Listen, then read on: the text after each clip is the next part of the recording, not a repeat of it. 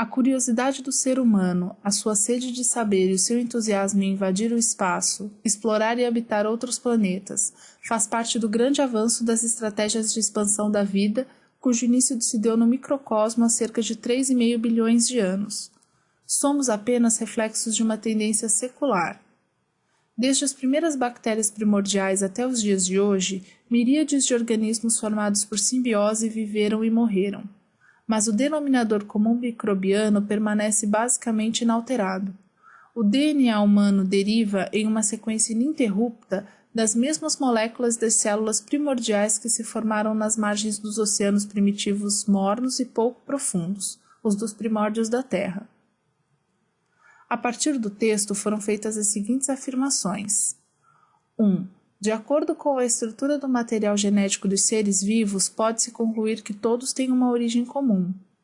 2. As primeiras células surgiram há cerca de 3,5 bilhões de anos. 3. As células eucarióticas e procarióticas são igualmente antigas. De acordo com o texto, está correto o que se afirma apenas em A. Número 1, B. 1 e 2, C. 1 e 3 ou D. 2 e 3. Para resolvermos esta questão, vamos conhecer a origem e a evolução dos seres vivos. Primeiro, como o universo surgiu? Os cientistas supõem que por volta de 10 a 20 bilhões de anos atrás, uma massa de matéria explodiu, espalhando fragmentos que até hoje estão em movimento no universo. Esta é a teoria do Big Bang. À medida que estes fragmentos foram resfriando, átomos de vários elementos químicos começaram a se formar, por exemplo, hélio e hidrogênio. Estes elementos, junto com uma enorme quantidade de poeira e gases, formaram os planetas, e entre eles a Terra. Agora, quando o planeta se tornou habitável? Como foi possível o desenvolvimento da vida como temos hoje na Terra? Por volta da década de 30, o cientista russo chamado Oparin descreveu uma hipótese, onde sugeria que nossa atmosfera era formada por uma mistura de gases, metano, amônia e gás hidrogênio, além de vapor d'água, e que continuamente era atingida por relâmpagos, e que os raios ultravioleta do Sol atravessavam essa atmosfera com facilidade. Por conta dessas condições, ocorreu a quebra e síntese de alguns compostos orgânicos, como proteínas, gorduras e ácidos nucleicos. Como havia muito vapor d'água, havia muita chuva. Esta chuva levava esses compostos para um oceano primitivo, um caldo primitivo. As proteínas em meio aquoso foram se agregando a outras substâncias, formando os coacervados. Com o passar do tempo, pensa-se que ou de forma casual ou englobando outras substâncias mais complexas, surgiram as primeiras formas de vida. Esta hipótese pode ser comprovada na década de 50, quando o químico Miller criou um aparelho onde pôde repetir as condições da atmosfera primitiva e a formação dos coacervados. Neste aparelho, ele esperava criar a mesma atmosfera que Oparin disse ser a que proporcionou o aparecimento da vida no planeta, colocando em um sistema fechado vapor d'água, metano, amônia e hidrogênio. Para imitar os raios havia 2 eletrodos, além de manter sempre em aquecimento. Após algumas horas, ele percebeu a presença de aminoácidos. Anos mais tarde, outro cientista, Sidney Fox, aqueceu aminoácidos por um longo tempo, obtendo proteínas. Após a comprovação da teoria de Oparin, sua tese recebeu o nome de teoria dos coacervados.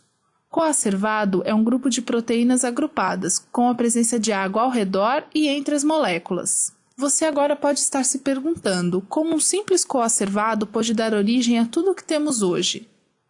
Se havia uma grande quantidade de matéria orgânica presente nos oceanos, os organismos que se alimentavam diretamente dela seriam favorecidos. É importante colocar que estes primeiros organismos que se desenvolveram eram anaeróbicos, que são organismos que não utilizam oxigênio. Você se lembra do que falei no início da resposta? Na atmosfera primitiva, os gases presentes eram metano, amônia, gás hidrogênio e vapor d'água. Estes organismos estariam aptos a realizar fermentação, que produzirá energia, além de gás carbônico.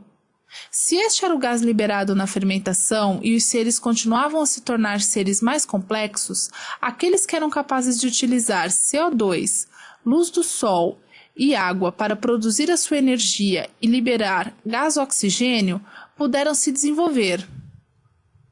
E estes foram os primeiros seres autótrofos do planeta, que são capazes de produzir sua própria energia, seu alimento, porém ainda anaeróbicos. Este processo que eles faziam é semelhante ao da fotossíntese. Agora, com a presença do gás oxigênio na atmosfera, outros seres puderam se desenvolver e surgir, os heterótrofos e autótrofos aeróbicos. Autótrofo é o ser que é capaz de produzir o seu próprio alimento através de reações químicas, por exemplo, a fotossíntese. Heterótrofo, ao contrário do autótrofo, não é capaz de produzir o seu alimento, como nós, seres humanos. Agora que conhecemos um pouco da história do nosso planeta, vamos rever as opções para conhecermos a alternativa correta. O enunciado diz que, de acordo com o texto, foram feitas as seguintes afirmações. 1.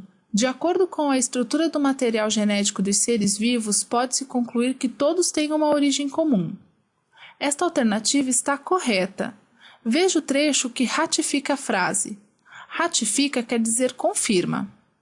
O DNA humano deriva em uma sequência ininterrupta das mesmas moléculas das células primordiais que se formaram nas margens dos oceanos primitivos mornos e pouco profundos.